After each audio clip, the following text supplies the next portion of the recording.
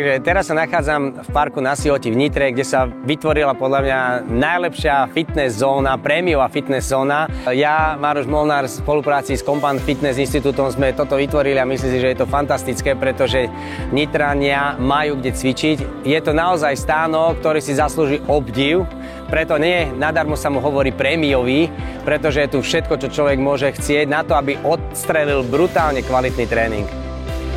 Dnešný workshop sme odstrelili úvodným predstavením všetkých strojov, čo sa tu dá cvičiť, ako správne cvičiť, vysvetlili sme si techniku a potom sa prihlásilo,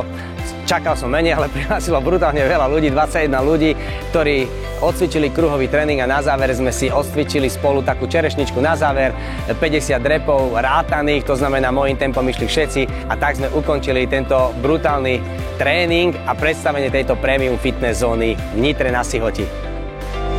Toto, čo tu vzniklo, je niečo nádherné a podľa mňa by to malo mať každé mesto, nie len tie najväčšie mesta, pretože ľudia potrebujú cvičiť, potrebujú sa posúvať a len keď je v zdravom tele zdravý duch, človek môže rozmýšľať veľmi pozitívne, nebyť negatívny a niekde sa posunúť.